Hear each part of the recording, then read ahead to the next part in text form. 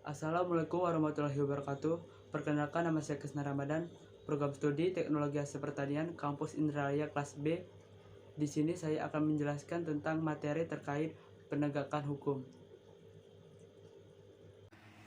Pengertian hukum.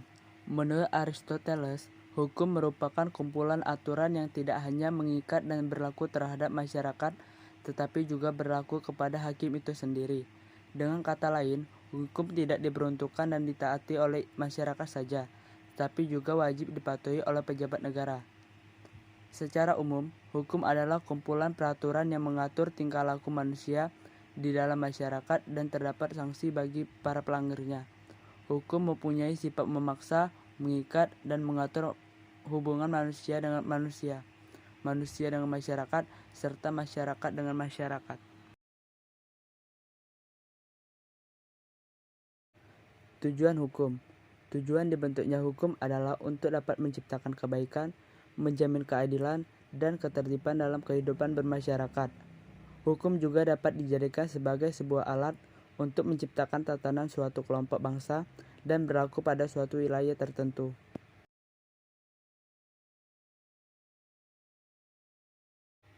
Jenis hukum. Hukum dibedakan menjadi dua, yaitu hukum publik dan hukum privat. Hukum publik adalah peraturan hukum yang mengatur tentang hubungan hukum antara warga negara dengan negara yang menyangkut kepentingan umum. Hukum publik sendiri dibedakan menjadi empat, yaitu hukum pidana, hukum tata negara, hukum administrasi negara, hukum internasional. Hukum pidana adalah jenis hukum publik yang mengatur tentang pelanggaran atau kejahatan kriminal di mana pelanggarnya akan dikenakan sanksi. Hukum pidana diatur dalam Kitab Undang-Undang Hukum Pidana. Hukum tata negara adalah jenis hukum publik yang mengatur tentang hubungan antar negara dengan badan dan lembaga kenegaraan lainnya. Hukum administrasi negara adalah jenis hukum publik yang mengatur tentang tugas dan kewajiban para pejabat negara secara administratif. Hukum internasional adalah jenis hukum publik yang mengatur hubungan antar negara di dunia. Hukum privat adalah hukum yang mengatur hubungan antara individu satu dengan individu lain, termasuk negara sebagai pribadi. Hukum privat dibedakan menjadi dua, yaitu hukum perdata dan hukum perniagaan.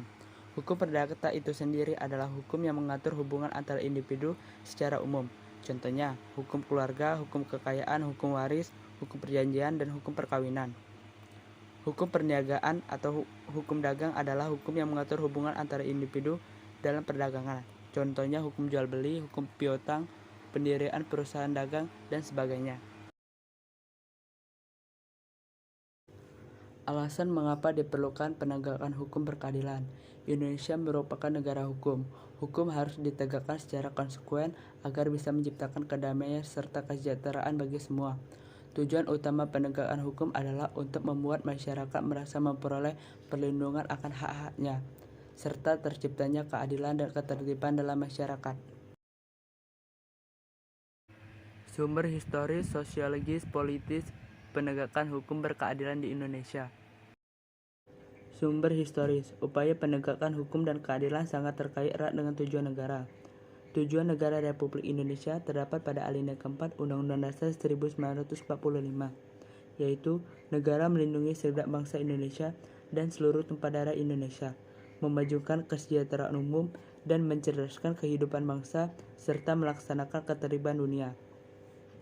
Agar negara dapat melaksanakan tugas dalam bidang ketertiban dan perlindungan warga negara, maka disusunlah peraturan-peraturan yang disebut peraturan hukum. Sumber sosiologis. Sumber sosiologis dibedakan menjadi tiga, yaitu keadilan, kemanfaatan, dan kepastian. Keadilan merupakan unsur yang harus diperhatikan dalam menegakkan hukum. Artinya bahwa dalam pelaksanaan, aparatur penegakan hukum harus bersikap adil. Kemanfaatan. Aparatur penegakan hukum dalam menjalankan tugasnya harus mempertimbangkan agar proses penegakan hukum dan pengambilan keputusan memiliki manfaat bagi masyarakat. Hukum unsur ketiga dari penegakan hukum adalah kepastian hukum. Artinya penegakan hukum pada hakikatnya adalah perlindungan hukum terhadap tindakan sewenang-wenang. Adanya kepastian hukum memungkinkan seseorang akan dapat memperoleh sesuatu yang diharapkannya. Sumber politis. Sumber politis dibedakan menjadi dua, yaitu lembaga penegak hukum dan lembaga peradilan hukum. Lembaga penegakan hukum terdiri dari kepolisian, kejaksaan, kehakiman, dan lembaga penasehat. Kepolisian memiliki peran dalam penangkapan, penyitaan, dan penyidikan kepada masyarakat yang tidak taat peraturan. Kejaksaan berfungsi sebagai melaksanakan kekuasaan negara di bidang penuntutan. Kehakiman merupakan suatu lembaga yang diberi kekuasaan untuk mengadili dan memutuskan hukum. Lembaga penasehat hukum berfungsi sebagai bantuan hukum, contohnya adalah advokat, untuk memastikan bahwa hak-hak seorang tersangka, terdakwa, dan terpidana tidak terlanggar. Lembaga peradilan terdiri dari peradilan agama, peradilan tata usaha negara, peradilan umum, dan peradilan militer. Peradilan agama bertugas dan berwenang memeriksa perkara-perkara di tingkat pertama antara orang-orang yang beragama Islam. Peradilan tata usaha negara bertugas untuk mengadili perkara atas perbuatan melawan hukum yang dilakukan oleh pegawai tata usaha negara. Peradilan umum. Rakyat pada umumnya apabila melakukan suatu pelanggaran atau kejahatan yang menuntut peraturan dapat dihukum, akan diadili dalam lingkungan peradilan umum. Peradilan militer bertugas memeriksa dan memutuskan perkara pidana terhadap kejahatan atau pelanggaran yang dilakukan oleh anggota Angkatan Perang Republik Indonesia. Dinamika dan tantangan penegakan hukum di Indonesia. Masih banyak perilaku warga negara, khususnya oknum aparatur negara yang belum baik dan terpuji. Terbukti masih ada praktik KKN, praktik suap, perilaku feminisme, dan perilaku lain yang tidak terpuji. Yang kedua, masih ada potensi konflik dan kekerasan sosial yang bermuat sara, tawuran, pelanggaran HAM, dan sikap etnosentris. Yang ketiga, maraknya kasus-kasus ketidakadilan sosial dan hukum yang belum diselesaikan dan ditangani secara tuntas. Mendeskripsikan esensi dan urgensi penegakan hukum yang berkeadilan di Indonesia.